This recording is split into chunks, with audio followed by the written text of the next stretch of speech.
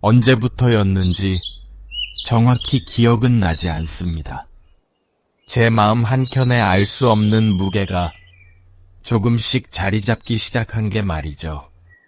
처음엔 그저 피곤해서 그런 줄 알았어요. 일에 치이고 사람에게 지치고 또 나 자신에게 실망할 때면 그냥 그런 날도 있는 거라고 스스로를 달래곤 했습니다. 하지만 시간이 흐르면서 그 무게는 점점 선명해졌습니다. 말하지 않아도 티가 나는 그런 마음. 웃고 있어도 깊은 곳에서 울고 있는 듯한 감정이 자꾸만 올라왔습니다. 누가 건드리지 않아도 혼자 아픈 마음이요. 그때서야 저는 생각했어요. 나는 지금 괴로움을 겪고 있는 게 아닐까 하고요. 우리는 흔히 괴로움이라는 단어를 너무 크고 무거운 것으로만 생각합니다. 인생이 송두리째 흔들리는 큰 사건이 있을 때만 괴롭다고 말하죠. 그런데 제겐 그게 아니었습니다. 일상 속 사소한 말, 무심한 눈빛, 끝없이 반복되는 하루의 권태로움이 저를 조용히 파고들어 마음을 무겁게 만들더군요. 그제야 저는 깨달았습니다. 괴로움은 크고 특별한 일에서만 오는 게 아니더라고요. 작고 사소한 일들이 쌓이고 쌓여서 어느 순간 무게를 이기지 못하고 무너지게 만드는 것. 그게 바로 괴로움이라는 걸요. 그래서 그날 이후 저는 제 마음을 다시 들여다보기 시작했습니다. 무엇이 나를 이렇게 힘들게 만들고 있는 걸까 하고요. 남 탓도 환경 탓도 아닌 그저 제 안에 쌓인 무언가를 마주하고 싶었습니다. 그렇게 제 속마음을 하나하나 꺼내보는 시간이 늘어나면서 점점 제 감정의 흐름도 보이기 시작했습니다. 아, 이건 내가 무시당했다고 느껴서 아팠던 거구나. 아, 이건 내가 버려졌다고 느꼈던 기억에서 올라온 슬픔이었구나. 그렇게 정체를 알게 되니 그 괴로움이 조금은 달라 보이더군요. 그리고 어느 날 문득 이런 생각이 들었습니다. 이 괴로움은 나 혼자만의 것이 아닐지도 몰라. 주변을 둘러보니 누구나 각자의 무게를 안고 살아가고 있었습니다. 어떤 이는 가족과의 관계에서, 어떤 이는 스스로의 외로움에서, 또 어떤 이는 잊지 못한 과거에서 괴로움을 겪고 있었죠. 그 사실을 알아차리는 순간 이상하게 제 마음이 조금은 가벼워졌습니다. 나만 아픈 게 아니구나. 모두가 아픔을 품고 있구나. 그렇게 생각하니 누군가를 미워하거나 원망하는 마음도 조금은 줄어들더군요. 괴로움은 누구에게나 있습니다. 그리고 그 괴로움을 들여다보는 일은 어쩌면 삶을 조금 더 다정하게 살아가기 위한 첫걸음인지도 모릅니다. 저 역시 그 첫걸음을 막 내디뎠을 뿐입니다. 앞으로 저는 이 괴로움의 실체를 조금씩 파헤쳐보고 부처님의 말씀 속에서 그 해답을 찾아보려 합니다. 부디 저의 이 작은 여정이 당신의 마음에도 잔잔한 울림이 되기를 바랍니다.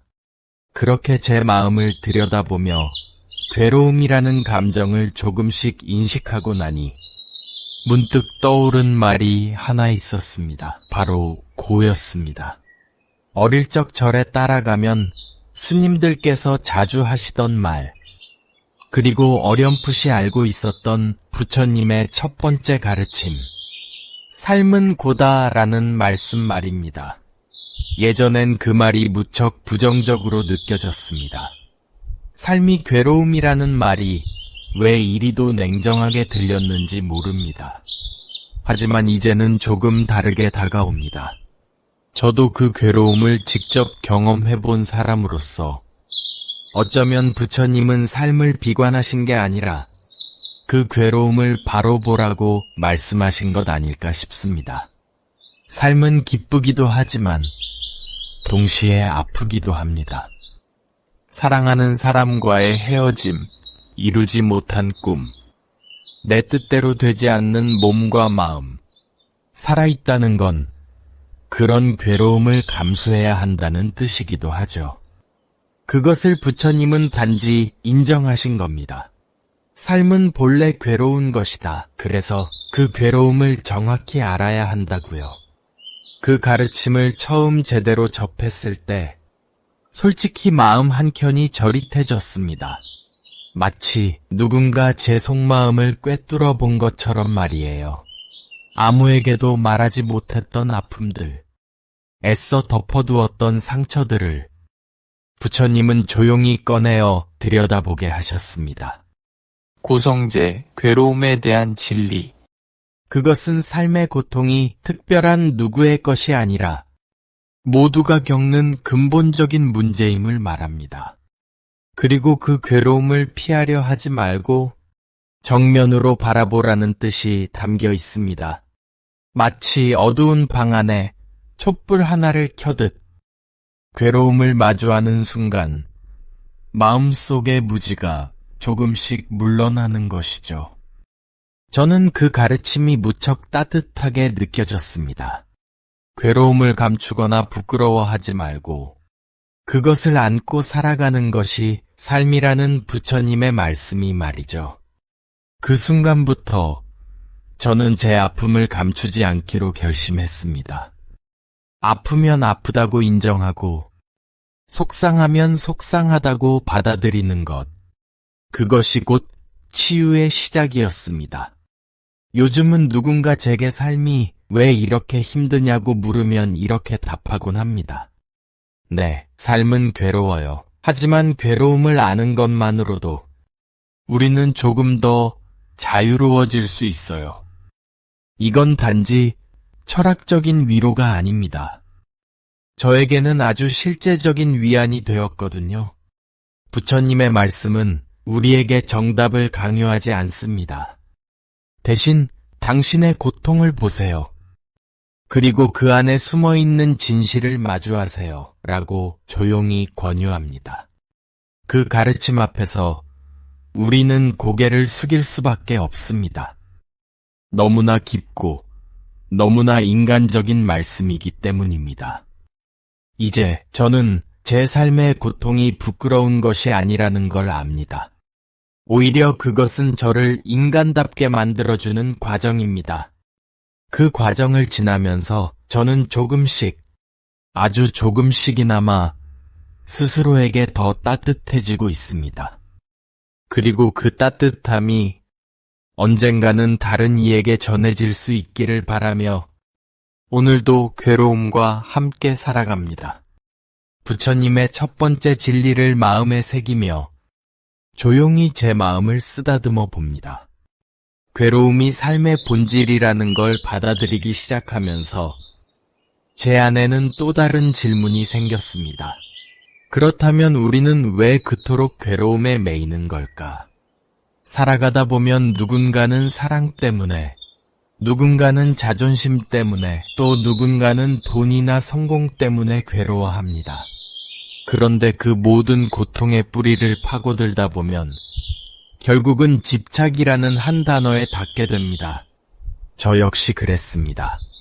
저는 제 삶이 원하는 대로 움직이길 바랐고 사람들의 인정을 받고 싶었으며 내가 중요하다고 여기는 것들이 그대로 유지되길 원했습니다. 그게 당연하다고 믿었고 어쩌면 그게 행복이라고 생각했는지도 모릅니다. 그런데 어느 순간부터 그 기대들이 무너지기 시작하자 제 마음도 같이 무너졌습니다. 지금 생각해보면 저는 그 모든 것에 집착하고 있었던 거였습니다. 부처님은 말씀하셨습니다. 탐, 진, 치, 이 세 가지 독이 괴로움의 원인이라고요. 그 중에서도 탐욕, 즉 집착은 끊임없이 더 가지려 하고 더 오래 누리려는 마음에서 비롯된다고 하셨습니다. 그런데 세상은 변하고 사람은 떠나고 몸은 늙어가고 상황은 늘 바뀌잖아요. 변하는 것을 붙잡으려는 그 마음. 바로 그게 고통을 낳는 뿌리인 겁니다. 무지는 그 다음 문제였습니다. 저는 괴로움을 느끼면서도 그게 어디서 왔는지조차 몰랐습니다. 그래서 그저 더 채우려고만 했죠. 더 노력하고, 더 애쓰고, 더 참으면서도 왜 이렇게 괴로운지 알지 못했습니다. 무지란 그런 것입니다. 아픈 줄 알면서도 왜 아픈지 모르는 상태. 그리고 그 무지 속에서 우리는 같은 괴로움을 반복하게 됩니다. 이쯤에서 저는 제 삶을 되돌아봤습니다.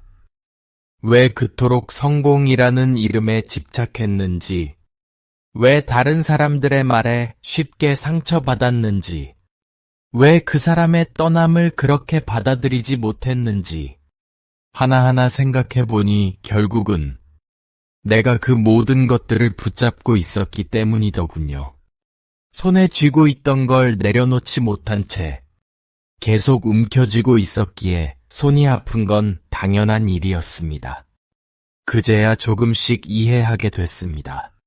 부처님께서 말씀하신 괴로움의 근원을요, 그것은 외부에서 오는 것이 아니라 바로 내 안에서 시작된다는 것을요, 그리고 그 괴로움을 끝내기 위해서는 먼저 그 원인을 있는 그대로 인정해야 한다는 것을요, 그걸 인정하기까지 오랜 시간이 걸렸습니다. 저는 제가 연약한 사람이라는 걸 받아들이기 싫었고, 제가 집착하고 있었다는 걸 깨닫고 싶지 않았습니다. 하지만 그 진실을 외면하면 외면할수록 괴로움은 더 커지고 결국엔 삶의 모든 기쁨을 삼켜버리더군요. 그래서 요즘은 자주 제 자신에게 묻습니다. 너 지금 또 집착하고 있는 건 아니니? 하고요. 아주 사소한 것이라도 놓아보려 노력하고 있습니다. 쉽게 되진 않지만 놓는 순간 마음이 조금은 편해지는 걸 느낍니다. 마치 숨을 얕게 쉬다 이제야 깊게 들이마시는 것처럼요. 부처님의 가르침은 언제나 저를 다시 제자리로 데려다 놓습니다. 괴로움은 나를 괴롭히기 위해 존재하는 것이 아니라 나를 깨우기 위한 신호라는 걸 이제야 조금씩 알 것 같습니다. 그리고 저는 오늘도 그 신호에 귀를 기울입니다. 괴로움은 여전히 제 곁에 있지만 그 안에 숨겨진 가르침 덕분에 저는 한층 더 깨어있는 느낌입니다. 앞으로도 그 깨어남을 놓치지 않기 위해 저는 조용히 저 자신을 돌아보며 이 길을 걸어가 보려 합니다. 괴로움의 실체를 조금씩 알아가던 중 제 마음에 다시 떠오른 단어가 있었습니다. 바로 자비였습니다. 불교에서 자비는 너무도 자주 들었고 또 당연히 좋은 뜻이라는 건 알고 있었습니다.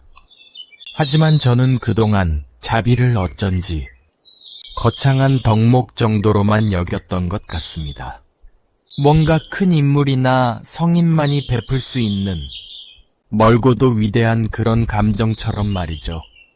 그런데 제 괴로움을 진심으로 들여다보던 어느 날 문득 깨달았습니다. 자비는 멀리 있는 것이 아니라는 걸요. 오히려 가장 먼저 필요한 건 내 마음 안에 작고 상처받은 나에게 자비를 건네는 일이더군요. 괜찮아. 네가 그렇게 느낄 수 있어. 아파도 괜찮아. 이런 말을 제가 제게 해주는 게 자비의 시작이라는 걸 그제야 알았습니다. 부처님께서는 자비를 고통받는 이의 괴로움을 덜어주려는 마음이라고 말씀하셨습니다. 그런데 그 고통받는 이는 꼭 타인이 아니어도 되더군요. 우리는 종종 남에게는 따뜻한 말을 잘하면서도 정작 자기 자신에겐 너무도 냉정하잖아요. 왜 그렇게 못났냐? 왜 또 실수했냐? 왜 이렇게 사느냐며 스스로를 비난하고 괴롭히는 경우가 참 많습니다. 저 역시 그랬습니다. 어떤 일을 실패하면 하루 종일 제 자신을 원망하고 괴롭혔습니다. 그런데 그런 비난이 더 나은 삶을 만들기는커녕 저를 점점 더 위축되게 만들더군요. 그래서 저는 조심스레 바꾸기 시작했습니다. 남이 아닌 저 자신에게도 따뜻한 말을 건네기로요. 자기자비, 어쩌면 가장 먼저 배워야 할 삶의 자세였습니다. 지금 이 순간 괴로워하는 나를 외면하지 않고 그대로 끌어안아주는 것. 그러다 보면 신기하게도 타인의 고통도 조금씩 보이기 시작합니다. 내가 아파본 사람이 남의 아픔도 비로소 헤아릴 수 있게 되는 거겠죠? 그런 눈으로 세상을 바라보니 예전엔 그저 짜증났던 사람들도 조금은 다르게 보였습니다. 버스에서 새치기 하던 사람도 상처투성이일지도 모른다는 생각이 들었고, 이유 없이 짜증내는 상사도 아마 집에선 외로움에 시달리는 사람일지도 모른다고 여겨졌습니다. 그게 자비라는 거겠지요. 판단 대신 이해하려는 태도, 미움 대신 따뜻한 시선을 가지려는 마음. 물론 쉽지 않습니다. 세상은 여전히 냉정하고 사람들은 때로 상처를 주며 저 또한 자꾸만 감정에 휘둘립니다. 하지만 그럼에도 불구하고 저는 다짐합니다. 누군가를 이해하려 애쓰고 자신을 탓하지 않으며 자비의 마음으로 하루를 살아보자고요. 그것이 제게 주어진 또 하나의 수행이자 기도처럼 느껴지니까요. 이 자비의 마음이 언젠가는 익숙해지길 바랍니다. 마치 숨 쉬듯 물 마시듯 자연스럽게 누군가를 따뜻하게 바라볼 수 있는 날이 오기를. 그렇게 살다 보면 제 삶도 조금 더 평온해지고 제 곁의 사람들도 덜 아프지 않을까요? 그 믿음으로 저는 오늘도 조용히 자비의 연습을 이어갑니다. 자비의 마음을 품고 살아가고자 다짐한 그 즈음, 저는 다시 부처님의 생애를 되새기게 되었습니다. 그분의 일생은 단순히 수행과 깨달음으로만 이루어진 것이 아니라 수많은 괴로움을 껴안고도 그것을 자비로 승화시킨 길이었습니다. 그 중에서도 제 마음을 깊이 울렸던 장면이 있습니다. 바로 부처님께서 앙굴리말라를 마주하셨던 날의 이야기입니다. 앙굴리말라는 원래 총명하고 똑똑한 청년이었습니다. 그러나 스승의 질투와 오해로 인해 살인자로 전락하게 되었죠. 사람 하나를 죽일 때마다 손가락을 잘라 목에 걸고 다녔기에 그의 이름은 손가락 목걸이를 한 자라는 뜻으로 불리게 되었습니다. 누구도 그의 앞에 나서지 못했고 그의 이름만 들어도 백성들은 벌벌 떨었다고 전해집니다. 그런 앙굴리말라 앞에 부처님께서 직접 걸어가셨습니다. 수행자 혼자 무기도 없이 조용히 걸어가시던 그 모습이 제게는 너무도 인상 깊었습니다. 그가 나를 해칠지도 모른다는 두려움보다는 그 또한 고통받고 있는 중생이라는 자비의 시선으로 다가가신 것이죠. 앙굴리말라는 부처님께 다가가 이렇게 외쳤습니다. 수행자여, 멈추시오.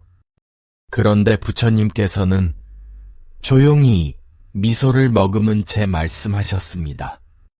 나는 이미 멈추었네. 그대야말로 멈추어야 하지 않겠는가.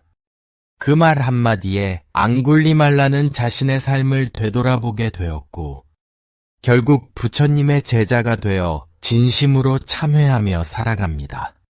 저는 이 이야기를 들을 때마다 가슴이 먹먹해집니다. 부처님께서 앙굴리말라의 죄를 정당화하신 것도 아니고 그의 고통을 무시하신 것도 아닙니다. 다만 그 속에 깃든 무지와 괴로움을 보셨고 자비라는 한 줄기 빛을 비추셨던 것입니다. 그 자비는 말로만 하는 위로가 아니었습니다.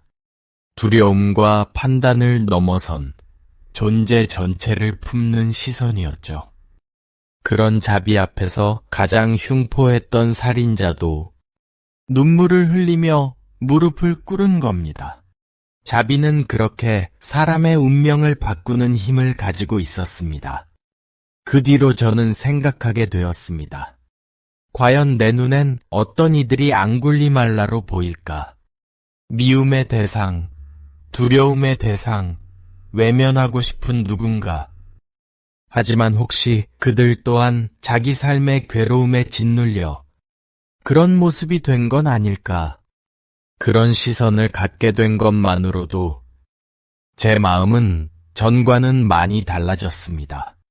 자비는 결코 나약함이 아니었습니다. 가장 강한 이가 보여줄 수 있는 용기이자 가장 깊은 이해에서 나오는 마음이었습니다. 부처님의 삶을 통해 그걸 배웠습니다. 그리고 저는 그 자비의 정신을 조금이나마 따라 살아보고자 합니다. 오늘도 괴로움 속에 있는 이들을 향해 따뜻한 시선을 보내며 조용히 마음을 엽니다. 앙굴리말라의 이야기를 떠올리며 저는 한 가지 질문을 품게 되었습니다. 자비는 과연 누구를 위한 걸까? 다른 사람을 위해 베푸는 마음일까? 아니면 나를 위한 선택일까? 처음에는 당연히 남을 위한 덕목이라고만 생각했습니다. 하지만 시간이 지나고 저의 내면을 깊이 들여다보니 이런 생각이 들었습니다. 어쩌면 자비는 결국 나 자신을 구하는 길이 아닐까? 우리가 누군가를 미워하고 원망하면 가장 먼저 상처받는 사람은 바로 나입니다. 누군가를 증오하는 마음을 품고 살아가면 그 불길은 남보다 먼저 내 마음을 태워버립니다. 말은 곧 마음이고 마음은 곧 삶이니까요. 그러니 자비는 단지 남을 위한 미덕이 아니라 내 삶을 맑게 만드는 가장 현실적인 방법이기도 합니다. 부처님께서는 원수를 미워하는 것은 뜨거운 숯을 들고 남에게 던지려는 것과 같다. 결국 다치는 것은 자신이다 라고 하셨습니다. 그 말씀을 처음 들었을 때 저는 잠시 멈칫했습니다. 왜냐하면 저도 그랬기 때문입니다. 나를 힘들게 한 사람을 속으로 1000번쯤은 원망했고 그 사람에게 상처 주고 싶다는 생각도 했습니다. 하지만 그런 감정은 제 마음을 지치게 만들고 삶을 피폐하게 만들었습니다. 결국 그 미움은 그 사람에게 가는 것이 아니라 제 일상을 뒤덮었습니다. 웃고 싶을 때 웃지 못했고 감사할 줄 알면서도 말 한마디가 쉽게 안 나왔습니다. 그럴 때마다 부처님의 말씀이 떠올랐습니다. 미움은 미움으로 끝나지 않는다. 오직 자비만이 그 고리를 끊을 수 있다. 그래서 저는 작게 시작했습니다. 저를 힘들게 했던 사람을 완전히 이해할 수는 없었지만 그 사람도 괴로웠을 거라고 조용히 생각해보는 연습을 했습니다. 처음엔 쉽지 않았습니다. 도리어 제 감정이 더 들끓기도 했습니다. 하지만 어느 순간부터는 그 미움이 점점 흐려지고 제 마음이 가벼워지는 걸 느꼈습니다. 자비는 단지 예쁘고 착한 마음이 아니었습니다. 아주 구체적이고 실제적인 마음의 청소였습니다. 누군가를 용서하는 건 그 사람을 위한 게 아니라 그를 원망하고 있는 나 자신을 자유롭게 해주는 일이었습니다. 그렇게 조금씩 내려놓다 보니 제 마음 안에도 평화가 피어났습니다. 이제는 알겠습니다. 자비는 다른 사람을 위한 것이면서도 동시에 나를 위한 길이었습니다. 내 마음을 보호하고 내 삶을 따뜻하게 하는 가장 근본적인 힘. 부처님께서 자비를 그렇게 강조하신 이유도 아마 이것 때문이겠지요. 타인을 사랑하는 법을 배우면서 우리는 비로소 자신을 진심으로 안아줄 수 있게 되니까요. 그래서 오늘도 저는 다짐합니다. 누군가를 향한 자비의 마음을 멈추지 않겠다고요. 그 마음은 돌아 결국 저에게 다시 평화를 안겨줄 것이기 때문입니다. 자비는 내 삶의 등불이고 괴로움 속에서도 길을 잃지 않게 해주는 안내자입니다. 저는 그 빛을 따라 오늘도 조금씩 나아갑니다. 자비가 내 삶에 어떤 의미를 갖는지 저는 오래도록 생각해 왔습니다. 그리고 이제야 알 것 같습니다. 자비는 거창하거나 멀리 있는 게 아니었습니다. 자비는 지금 이 순간 내가 하는 아주 작은 말 한마디, 눈빛 하나, 행동 하나에 담겨 있더군요. 아침에 누군가에게 따뜻한 인사를 건네는 일, 커피를 건네며 미소 짓는 일, 길을 걷다가 만난 낯선 사람에게 잠시 길을 양보하는 일, 이런 평범한 순간들 속에 자비는 새우며 있습니다. 거창한 설법도 화려한 수행도 아닌 일상의 아주 작은 실천. 저는 그것이야말로 진짜 자비의 시작이라고 믿게 되었습니다. 물론 모든 순간이 자비롭지는 않습니다. 저도 누군가에게 화를 낼 때가 있고 마음이 무너질 때도 많습니다. 하지만 그런 저를 책망하기보다는 다시 마음을 다잡습니다. 이 또한 괜찮다. 다시 자비로 돌아가자. 그렇게 제 마음의 중심을 자비로 놓으려 노력합니다. 부처님께서는 말씀하셨습니다. 자비는 수행의 시작이자 끝이다. 그 말씀을 곱씹으며 저는 하루를 시작합니다. 자비는 누군가를 위해서이기도 하지만 동시에 저의 삶을 정화시키는 길이기도 합니다. 그래서 매일의 작고 소박한 선택이 중요합니다. 말 한마디를 조금 더 부드럽게, 눈빛 하나를 조금 더 따뜻하게, 마음 한 조각을 조금 더 나누려는 자세로 하루하루의 그런 선택들이 모여 결국 나의 삶을 바꾸고 세상을 조금씩 바꿔가는 것 아닐까요? 사람들은 세상이 각박하다고 말하지만 그 속에서도 누군가는 자비를 실천하고 있습니다. 어떤 이는 조용히 어르신의 손을 잡아주고 어떤 이는 마음이 무너진 사람의 말을 끝까지 들어줍니다. 그런 모습에서 저는 자비의 씨앗이 자라고 있음을 느낍니다. 저도 그런 사람이 되고 싶습니다. 누군가의 마음을 가만히 안아주는 사람, 말없이 따뜻함을 전하는 사람, 그리고 무엇보다 스스로를 자비롭게 대하는 사람. 그렇게 살 수 있다면 제 삶은 훨씬 더 평화롭고 단단해질 것이라 믿습니다. 오늘도 저는 그 마음으로 하루를 엽니다. 자비는 멀리 있는 수행이 아닙니다. 바로 지금 이 자리에서 시작할 수 있는 삶의 태도입니다. 괴로움이 밀려올 때마다 저는 자비를 떠올립니다. 그것만이 제 마음을 그리고 우리의 삶을 따뜻하게 밝혀주는 등불이 되어줄 테니까요. 지금까지 저의 이야기에 조용히 귀 기울여 주셔서 감사합니다. 삶 속의 괴로움과 마주하며 그 속에서 자비를 배우고자 했던 제 여정을 함께 걸어주신 여러분 덕분에 오늘도 저는 다시 한번 다짐하게 됩니다. 부처님께서는 말씀하셨습니다. 자비는 바다와 같아 누구도 가리지 않고 받아들이며 스스로는 맑고 고요하니라. 이 말씀이 여러분의 오늘에도 작은 등불이 되기를 바랍니다. 힘들고 지칠 때마다 잠시 멈추어 마음을 어루만지는 자비의 숨결을 기억해 주세요. 그리고 이 이야기가 여러분의 삶에 작게나마 위로가 되었다면 앞으로도 함께 걸어갈 수 있도록 좋아요와 구독 버튼을 눌러주시면 큰 힘이 됩니다. 여기 괴로움 속에서도 자비를 잃지 않으려는 이들과 따뜻한 마음으로 연결된 이 공간이 조금씩 더 커지길 소망합니다. 오늘도 고요한 미소를 마음에 품고 자비의 걸음으로 살아가 보시길 바랍니다. 감사합니다.